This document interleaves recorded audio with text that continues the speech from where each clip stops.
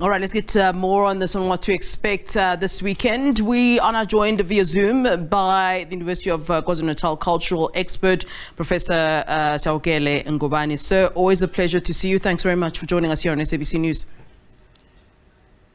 Same here. Good afternoon to you and your viewers. Prof, let's start here. I mean, it does seem as though the traditional part has been concluded when it comes to the issue of coronation. Is this what we could call, just a sort of a formality, and of course where we need to have the legal processes or the legal part of everything concluded? What are we to expect that hasn't already, in fact, been done tomorrow? Thank you. I think you are right. It is the legal aspect, which is the last leg of the coronation rite, which is the recognition by the state president. So it's just a formality, which is also important because the traditional leadership is regulated by our constitution. So the endorsement of the incumbent to the throne is very significant for the people of KwaZulu-Natal. Yeah, you talk about the importance. What does this then mean for those who had objections about King MisuZulu, of course, ascending to the throne?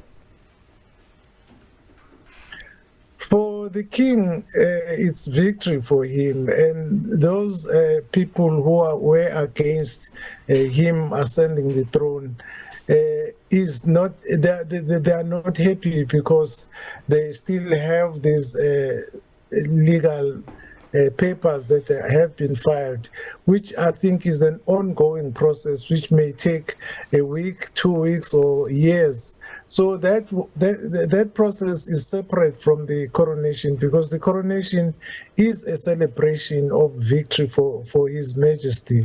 And I think the problem or the feud is within the family itself, which is one of the priorities that the king must assume immediately to try and bring and unify his family first. I think that can be resolved if they sit down and reconcile.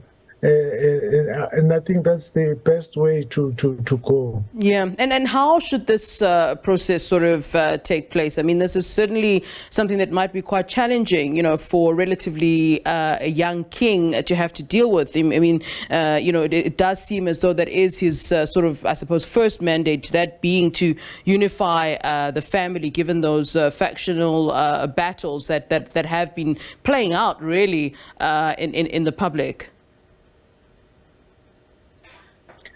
I think by mere fact that he is now in the position, and the position is going to be affirmed tomorrow, he has got the powers and authorities to call for the meeting, and maybe some senior members of the royal family can also intervene in the matter, and they can schedule meetings and start negotiation, because the fact that he's on the throne, it gives him the authority as the custodian of customs. So he is also a spiritual leader of the Zulu nation. So if the family would respect his position, not him as a person, but the throne, because the throne has been there for over 200 years and is going to live even when the king is gone. So the throne is there to be respected by the family, because they are the ruling family of the Zulu nation. And you talk about the kingdom being there